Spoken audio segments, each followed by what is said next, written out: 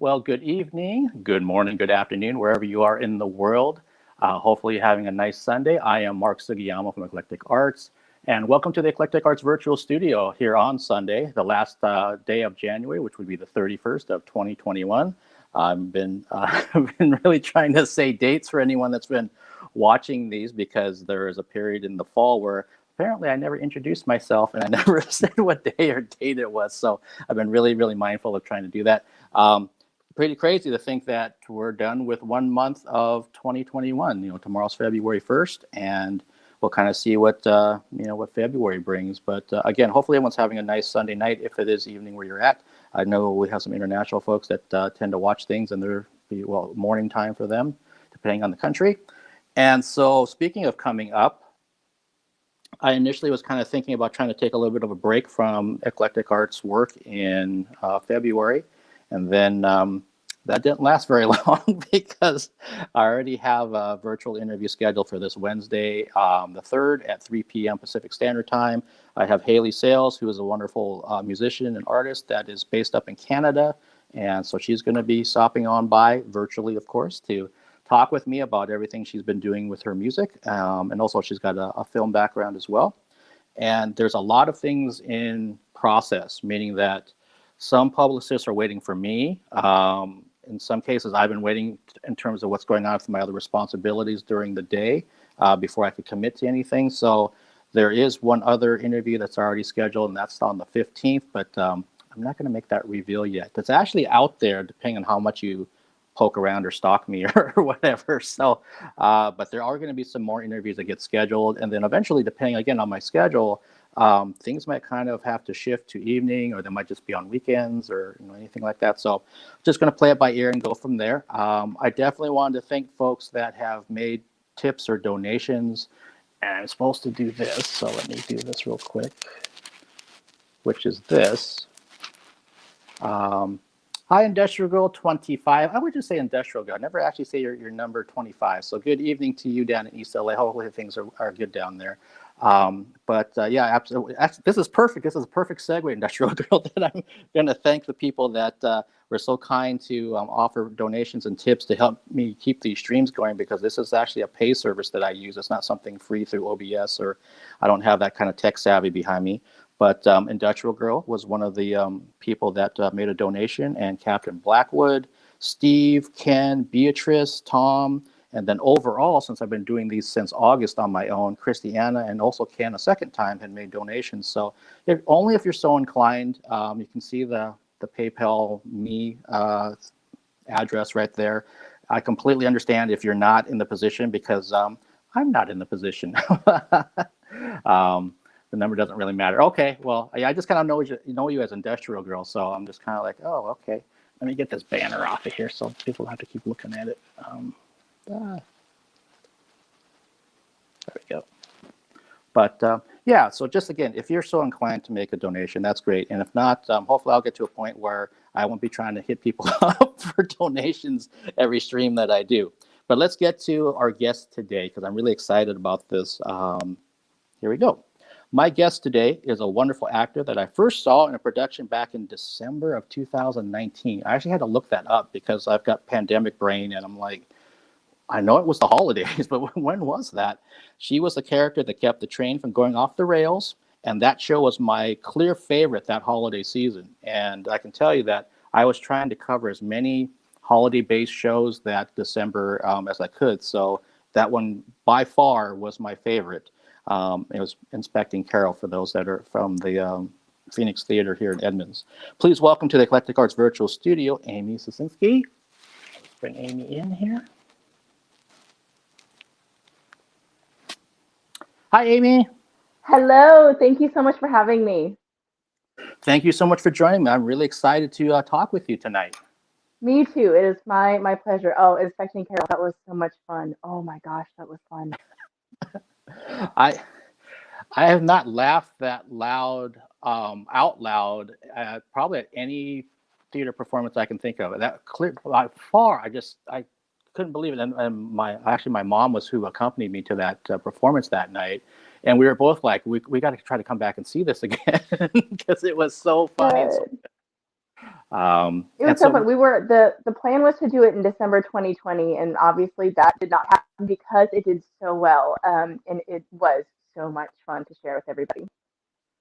yeah, and I do remember this. I saw that on the schedule for the Phoenix. I was like, oh, they're going to bring it back, awesome. And then yeah, we all know what happened with all Hmm. that kind of stuff. But yeah, that was a clear indicator because I remember because I was trying to figure out when could I get back there to see another show, and there was like a lot of them were sold out. They might be able Hmm. to get you in if you got there. Like Mark, there might be like an open seat if you just come here and wait. But I had a bunch of other shows that I was trying to Hmm. do, so I'm like, I never did get to see it a second time. So again, December of 2020. Like, oh, great, here's my chance.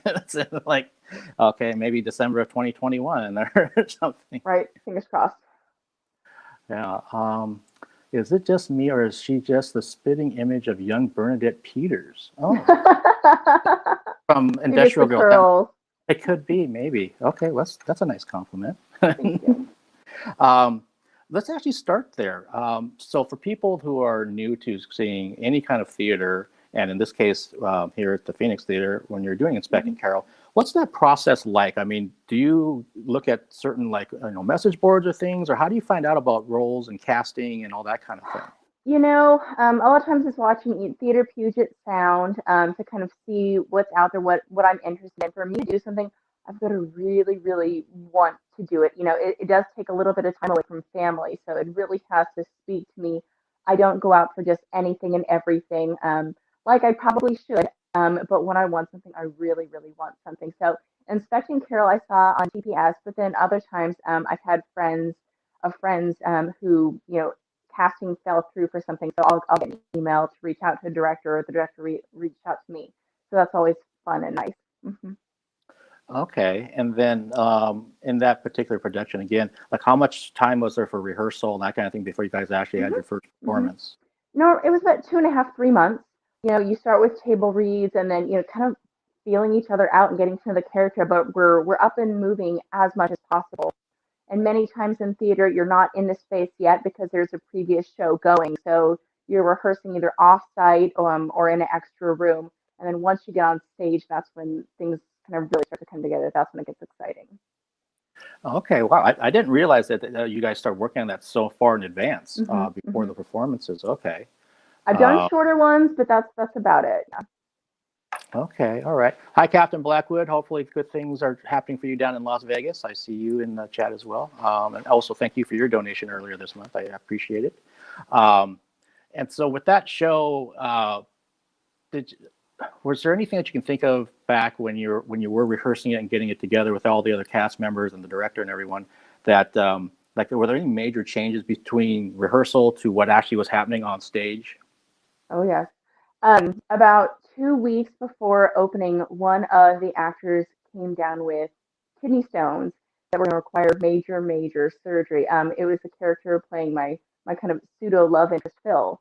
So it was kind of a very last minute emergency call. Jay Jenkins, who played Larry, called a buddy of his, like, we need an actor, and he showed up and just jumped right in. That doesn't happen very much. It's happened to me twice, but he just jumped in and it was amazing. And it was so much fun, and it changed everything, but in a great way. It can and definitely happen. Things There's always changes in process as the play goes and in your character and feeling things out, and especially once you start playing with each other, that's when it's one thing to read across the table, but when you kind of get that give and take.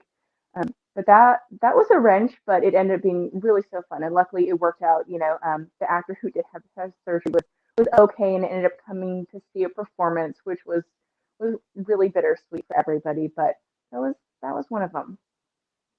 Okay. Wow. Yeah. That actually kind of reminded me of. I think there was something maybe in the program, like a little piece of paper that kind of Yeah. mentioned that there was a change in the cast because of well, now Hmm. now we know kidney stones. Yep. Goodness. Yeah. Yeah. And they weren't. Some kidney stones you can pass pretty easily. These were not those. So it was pretty big surgery. Yeah. Wow. Okay. And when you think back to all the performances you did for that show, any mishaps or things that you thought were like were Oh pretty yeah. funny? We had this really fabulous inflatable turkey. I don't know if you remember, it gets spanked a couple of times, but at one point it got spanked a little too hard and just shot across the stage, um, just kind of doing swirls and circles. So, you change the blocking a little bit and get that, or a button will fly open on a sweater at a really inopportune moment, and you just kind of ignore it and keep going. Wardrobe malfunctions will happen, but yeah, the turkey was a pretty funny one. Oh my gosh. And probably depending on when that happened, people may have thought that was part of the show because there's so much Oh yeah, comedy in that yep, anyway. So it's like, oh my gosh, yep, look at it go across the yep. stage. And that's the goal, because something will happen. A line gets flubbed, something gets strange, often messed up. But if we can cover it and keep it going seamless, nobody ever knows. If it's more funny, great. Awesome. Thank Yeah. Thinking the turkey a little hard.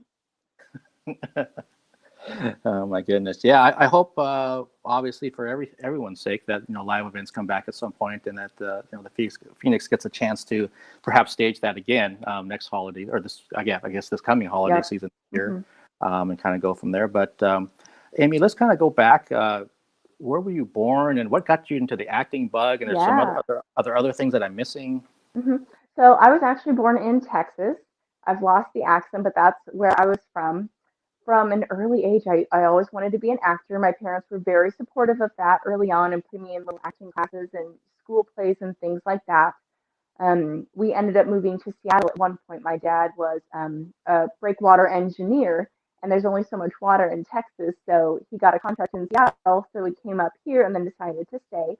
Um, so I did plays all through middle school, all through high school, and then I kind of didn't realize that community theater was such a thing. I thought that kind of dream was over. I didn't think I was going to go to New York or anything. So I started doing regular college and classes and things like that. I thought I'd be an art history major.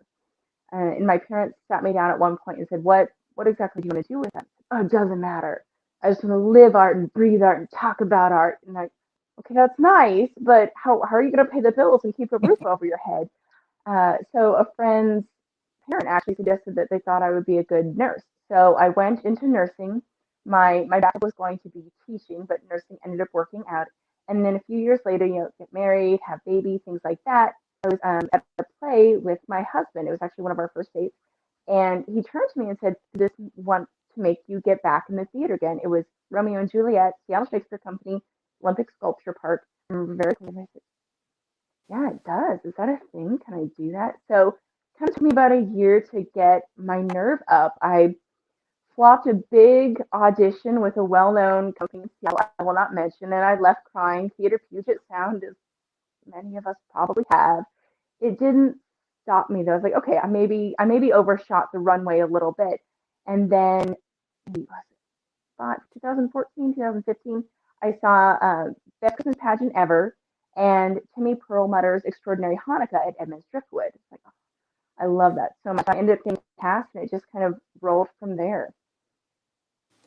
Wow, it's interesting, and we'll probably talk a little bit about your nursing background. Hmm. But staying with the theater thing, I see someone's asking about, did you lose your Texas accent naturally, or was it because of the theater?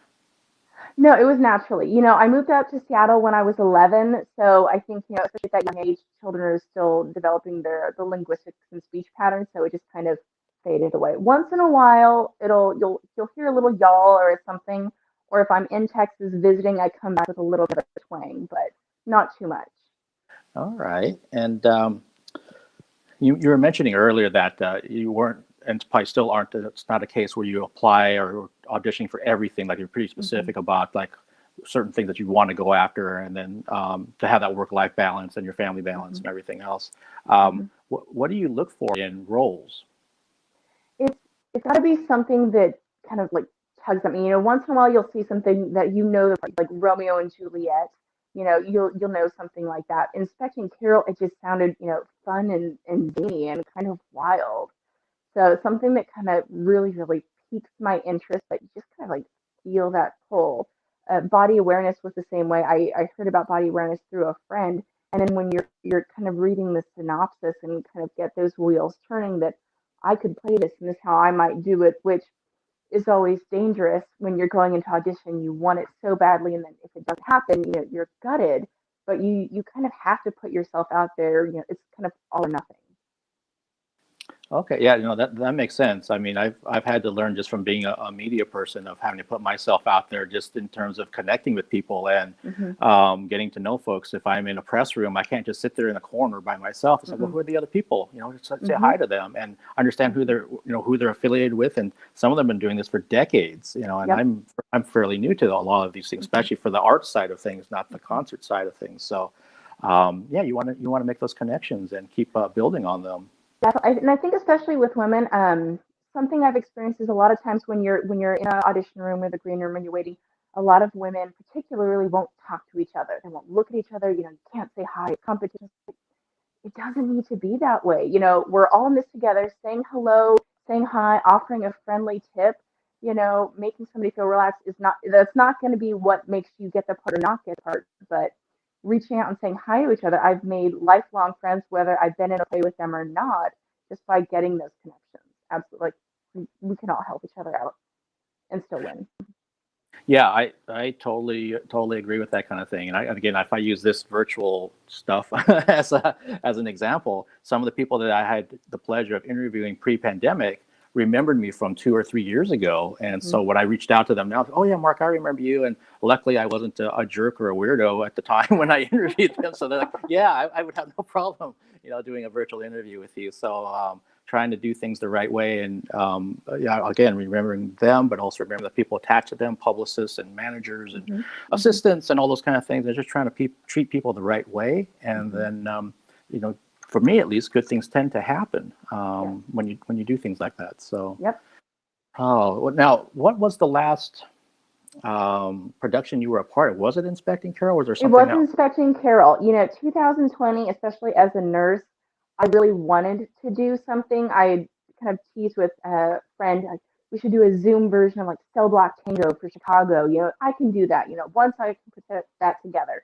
Turns out I could not, whether it was being physically tired or, emotionally draining, kind of pumping up the community. I just couldn't get it together. The only thing I did last year, I did this kind of Broadway master class with some of the actors from Frozen, and it was so fun. If I had to end up on some note, it was going to be that because it was so inspiring and so much fun. They were just absolute dolls. But before that, it was just Inspecting Carol, and then before that, I did in June of 2019 Body Awareness at the University of Washington. Okay, all Mm-hmm. right. Wow, that master class sounds really interesting. Oh, it was so much fun.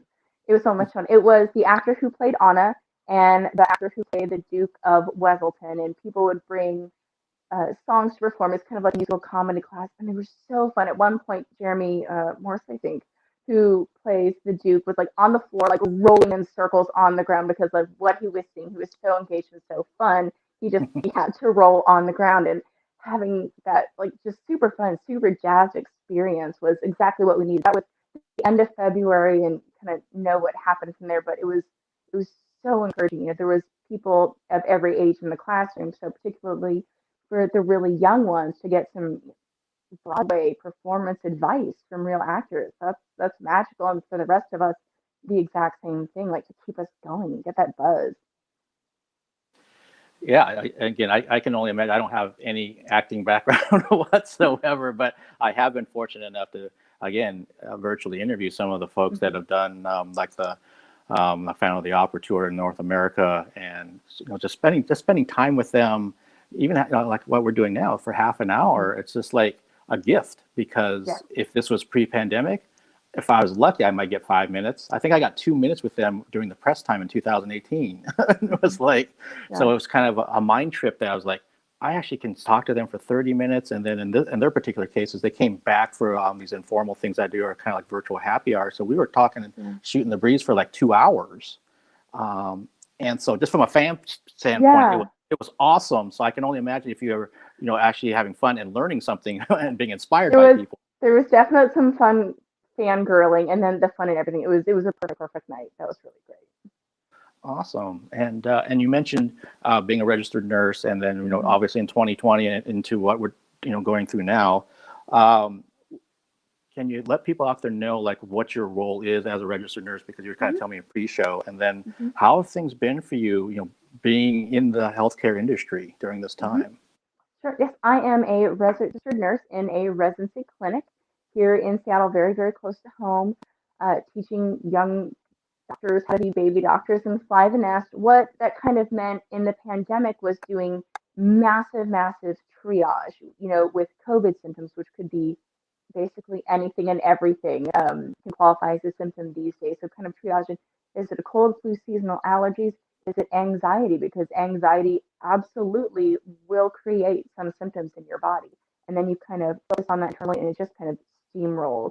So doing that, and then that was the physical part of that, as in-person things really, really changed. And learning how to do virtual visits. That was not a thing we were doing yet. We were headed there, but we kind of had to learn really quickly on the fly. So you kind of saw the ups and downs of the pandemic, and now it's kind of turning into the vaccine or lack of vaccine and trying to help people with that, particularly people who don't have internet access or who might need an interpreter. So the biggest part, besides being physically concerned and making sure we're safe, I've been so careful. I've been the extreme side of careful, and I'm perfectly happy admitting that. Stay home, stay safe. But the anxiety and the depression that comes along with that is so hard. And the biggest battle for me, and I think for many of us, is not taking that internally, trying to hear and be compassionate and empathetic, but not carry that around physically. And that's hard. It is really, really hard too, because we're feeling it, we're hearing it. It was difficult. We've kind of gotten into a pattern now, but that's where the first couple months, the first half of it really was spent. I did a lot of journaling. I found some great online yoga. I learned you could DoorDash midnight cookies. Whether that was helpful or not, it's what I needed at the time. So I did what I could. Yeah, no, I think that's pretty much what everyone's been trying to do. It's Mm-hmm. just like whatever's going to kind of get you to the next day and hopefully keep you sane and somehow Mm-hmm. centered for even a little bit of time, because at some point everyone's kind of gone off the rails for a bit, including myself. Mm-hmm. And as long as you kind of come back to center, then you're Yeah. okay. If you keep staying off the rails, then we get concerned about you. Yep. And I can only imagine. I've had the pleasure of talking with two different emergency room doctors, one in LA and then one in France. Mm-hmm. So just hearing from people that are directly, been inside of this pandemic, is the way I look at it. It's been really eye-opening. Day after day, week after week, going in, and just like what you've been doing. And Mm-hmm. so when you've been working with the residency folks, has it been something where you have to kind of almost like, I don't want to say mother hen them, but kind of like ease their anxieties while they were going through this, because it's something we haven't really dealt with? There's definitely a mother hen aspect in the little ducklings, with so much love. I think they would be the first ones to admit that they're the absolute greatest. It was not so just mothering them. It's such a shared experience. Some days you're the strong one. Some days you're the one that needs that kind of extra love and support. Some of the weeks we would just kind of get together and check on each other, like, this was bad. This is really, really bad. How are you doing? How are you doing? Kind of who needs what? Who needs cake? Who needs coffee? We can't do potlucks, but what we do it. We did a lot of check-ins with each other. So things have calmed down now, but really on, there was a lot of Okay, that makes a lot of sense. that. Hmm. It's good that people are trying to be open to check in Hmm. on people and not just kind of dealing with themselves. Yeah. And Hmm. I would also think, being a nurse, that you're probably fairly empathetic. So that aspect, I know for myself, being a teacher and being a community-based worker for many years, I can't help but be concerned about other people, especially during times like this. Because I was trying to check in on people, even if it's just through a FaceTime thing or Yep. whatever. Just Yep. like, I haven't heard from you in a while, or I haven't seen you on social media, or what, are you okay, or Hmm. what's going on with you? Hmm. And some people were in some pretty dark places. I think that's the best thing. That's really good to be able to do. Absolutely. Yeah, and to exactly what you were saying, sometimes I needed to be checked on because it Yep. was like, maybe I'm feeling pretty good right now for this day or half of this day, and then Hmm. maybe I kind of go AWOL for a bit, or they're kind of, I was supposed to get back to somebody about saying, Mark, I haven't heard from you. What's going on with that? Hmm. And it's like, oh, I just was like, this one kind of hit me kind of hard this week or whatever. So I'm trying to get back on my feet, and yeah, Hmm. everyone's been there for sure. No, no one's at their best during a pandemic. Nope. No, you see some of the best, but nobody personally is their best. When you hear the first couple, it was weeks or months, at 8 o'clock every night when everyone would go outside and bang on pots and pans for the Hmm. frontline workers and first responders. That was absolutely magical. When you see the posters that kids are making and things like that, it really does pump you up and inspire you. And I'm not an ER nurse, I'm not an ICU nurse, but going every day trying to help and do what I can, it really does make a difference. We absolutely appreciate that. Awesome. Yeah. I again, for anyone that's been out there on the front lines of any kind of front lines, the way I look at it is if you've Hmm. been doing these things, it's like I think some people hopefully have kind of learned not to take things for granted, for one. Hmm. Two, everyone has a station in life of what they're doing, and also what's important to you, even on Hmm. a personal level. Because I know for myself, it's been, sometimes, yeah, I had a bad day, something didn't go right, but then I kind of think about, got my health, my family's got Yep. their health, I've got a roof over my head, there's some food in my cupboard, and all Hmm. these kind of things I just easily took for granted pre-pandemic. It's like I'm Absolutely. pretty thankful for things. Talking to guests, just like yourself right now, it's just like these things help, fulfill my soul and give me that work-life balance and art balance that I need. Yep. So it's like, you know what? I just have to kind of keep reminding myself about that perspective. Keep, Hmm. if it's getting a little bit skewed, skew it back the Yes. other way. And it's yeah, I've just been really really fortunate that things are where they are in terms of that for myself personally. So it makes a lot of sense to Absolutely. Hmm. check on people, do what makes you feel good. Sometimes don't feel guilty about it. If that means eating, Nope. yeah, some chocolate or ice cream at midnight or whatever it is, or you're having a beer or a drink or whatever your deal is. Absolutely. Hmm. Yeah, you can't. I saw somebody was talking about how you can't be positive all the time because it's actually not healthy for you. You have to process Hmm. those things and then go back to being positive. If you try to have that smile on your face the entire, Yes. 24/7, Hmm. it will get you at some point. I think you were completely correct. Like, have it if you need to cry or scream or eat the cookies or whatever, do it, get it out first, but don't wallow in it. And it's such a fine line to have people not go down that spiral, but basically do what you need to do. This last year has been survival mode for so many of us. So do what you can. I think leave the guilt aside. Absolutely. There's so much focus on whether it's food guilt or you should be doing this or why aren't you exercising. Before the pandemic, I was going to the gym 4 days a week, so I worked right next to it. It was great. I didn't exercise for 7 months. All right, I did some yoga. It was fabulous, but and it took a while to get comfortable with that and not feel the guilt. Like, I'm tired, I'm exhausted. You know what? Sometimes you need a cup of tea and a good book. In fact, more often than not. Yeah. Yeah, I've talked with other guests, especially when back around May and June, it was the same type of thing. Like we were saying, when everything started closing down in March, if you're an Hmm. artistic person, a creative person, you kept thinking, "Oh, here's that time." I kept saying, "If I ever have time, I'm going to get to it. I'm going to get to it." So then you kind of felt guilty, like, "Well, here's the time, but I don't Nope. feel like doing these things." It's Nope. like, that's actually okay. You can't force yourself to do it just because you have a little bit more time on your hands. It has to be almost in some sense, an organic kind of feeling. Like I Yes. feel like doing this now, so I'm going to pursue it. You know what? This other thing, I wanted to do it, but I just don't feel like I'm going to tackle it right now. So Yeah. that's okay. But you're right. It took a while, I think, for a lot of people to kind of Yeah. be okay with that feeling.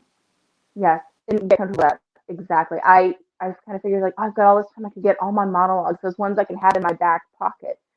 It didn't happen. How it might. My grandmother growing up, I had this glass case that's about this big, full of matches that they collected from every, wedding, restaurant, bar back in the day, that they used to collect. So I'm starting to photograph those and put them into a book. I should be working on monologues, but that's kind of where I got pulled. It's kind of this really kind of fun historical adventure.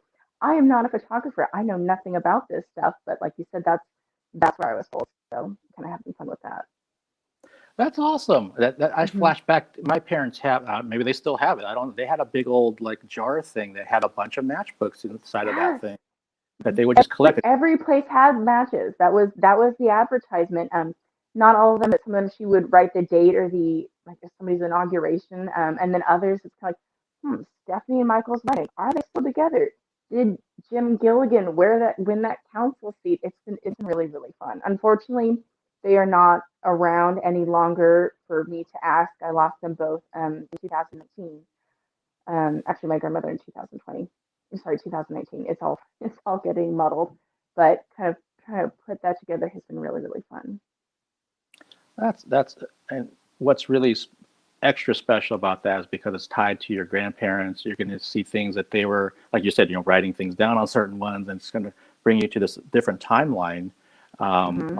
I know my uncle on my mom's side had sent us some like 8 millimeter video footage from when like the 50s or 60s or something, and he had it transferred. Actually haven't looked at it yet, but I know my mom and my brother have, and it just seems like such an interesting thing to be able to look back at, like, seeing my mom, I guess when she was 5 or just something like, I've seen still pictures, but I've never actually seen Yeah. footage. And so Hmm. my brother was talking about that the other day, and he's like, yeah, mom was actually wearing a dress and she was like playing and frolicking around and doing something. I'm like, mom? Oh, and so my mom's actually watching this now. She's in the chat. She's like, I still have those matches. Oh, yes. Oh, I'll send you a photo of my pig later. That'd be awesome. I would Love love it. to see. I would love to see that. And yeah, so yeah, my mom was. I think I mentioned she was the one that accompanied me to Inspecting Carol. Yes. That we couldn't stop laughing, couldn't stop talking about that show afterwards. So Yay. yeah, she's the one that was there, and she's Oh, good. Thank you so much, Mom, for coming. yeah, and Amy, when it comes to, like you said, your parents were really supportive when you wanted to learn acting and taking classes and that kind of thing, and then they kind of sat you down for college about well, what are you going to do with this art degree and Mhm. some other kind of things. Um, is there anything that you learned from all of those acting classes and performances that really kind of help kind of define who you are now, all these years later? Mhm. Mhm. Take the risk. When in doubt, absolutely take the risk. If you're shy, if you're holding back, don't. I used to say on one of my tombstones, nevertheless you took the risk. If I fall flat on my face, great, flop time. I want to do it. I want to do it every time. If you're afraid of it, that's the thing that you should do. The thing that finally got me to audition, I don't know where this quote came from, when I was working on the monologues for auditions. It was Wayne Gretzky. It was, you miss 1,000% of the shots you don't take, or something. You miss 1,000 of the shots you Mm. don't take. Don't something along those lines. Like, I'm taking 0 shots. Of course, I'm missing every single one. Um, but if I do it, I might just make it.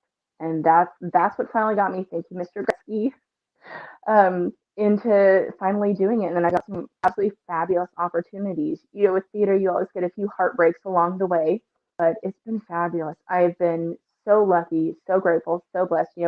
Your theater family so much becomes more of your family when you're in a show, and it's just been absolutely fabulous. That, that sounds awesome. And one thing actually didn't get a chance to tell you before we went live was that I've been really, really wanting to talk to someone who's a local actor here in town, because I started covering shows around 2000, June of 2018. I started at Taproot, and I started kind of working my way around. Um, and I completely understand. I'm not bagging on anyone that I reached out to, because with all the nuttiness that's been was going on last year, I totally understand if someone just didn't feel like trying to come onto a virtual situation and talk Mhm. about something that they absolutely love and miss, and they can't do right now. So I was like, no, I Mhm. have no issue with that. But I've been really wanting to talk to a local actor, and you're that person. Yay. Yeah, it's taken me what 100 and almost 115 live Ah, streams to get to this point. oh, thank you. Yeah, so when you said yes, I was like, all right.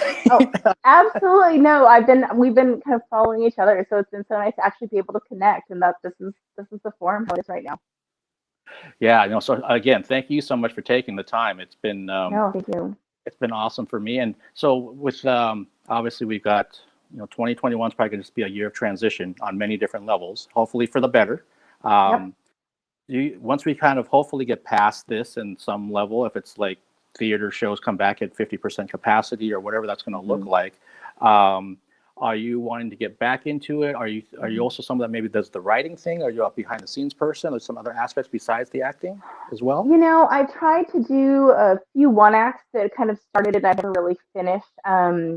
I would love to get there, but really right now it's more I love being on stage. Whether it's indoors, whether it's outdoor, outdoor theater is so much fun. It has its kind of own unique set of challenges. I love the stage and that relationship with each other, and then that energy with the audience, that give and take. It is the most fun I've ever had ever. I'm so glad I get to do it. It is the best thing. Okay, so hopefully you'll be back on the stage Yes. sooner rather than later. Hmm. I would love to Okay. be. And I love that you mentioned earlier about like if you're shy or perhaps introvert, that you got to put Hmm. yourself out there and you got to just do Hmm. it. You got to try to fail forward. Yes. So yeah, like you Yep. said, if you don't take shots, then you don't ever get a chance to make a goal. So you got to Hmm. get out there and actually do it. And yeah, there's going to be some heartbreak and Yep. disappointment and frustration, and all those kind of things happen. And Yep. people that know me, that anytime I've been, and I just talked about it, anytime I've been trying to book guests for these, do I get no's? All the time. Sometimes I Hmm. don't even hear from somebody sometimes. So that I understand that too. So Hmm. it's not like I just reach out to somebody and automatically say yes. I just start booking people. It's like, well, no, it's a process. So even for me, I'm like, oh, I thought I was going to get somebody booked for X amount of days, and that turns out I don't have anybody, and then I have to keep reaching. And then on the flip side, something will come out of nowhere, and they'll Yeah. send me an email saying, Mark, I really like what you do. I've got a guest that would love to be interviewed by you, and it's like, can you figure out your schedule? And it's like, oh, absolutely, I can do that kind of thing. But it is this give and take for sure. Hmm. And if you don't at least try to do it, basically, then it just doesn't happen. Try. We've got one life to live. Like, absolutely squeeze it. And then, because yes, like you said, you are gonna fall and things are gonna work out and it is gonna hurt you. But when you get on that ride, there is nothing better in the world. And that's when you have those kind of aha moments, like, this is why I do this. And it's fabulous. Yeah, absolutely. Well, Amy, thank you so much for taking the time tonight. This Thank has you been for awesome. having me. Yes. Yes, it's been awesome. Yeah, to actually connect with you and get to know you better Hmm. as beyond social media. Yes. and Yes. yeah, I hope I get a chance to see you on a stage at some point. Maybe this year or hopefully this year. And Hmm. and Hmm. if not, that I'll still keep in contact with you about Absolutely. some other opportunities and things that might be coming up. And I'm thinking of one right now, but I'll talk to you about it offline. So Yeah, um, when absolutely. the Anytime. Mark, thank you absolutely. so much. Thank you, and everybody that's watching, thank you for taking the time for joining us, and hopefully you have a nice Sunday evening and a great week Hmm. coming up. It's February, starting tomorrow. So, wow, off we go. So, all right, Amy, thank you so All much. right. Thank you. Thank you.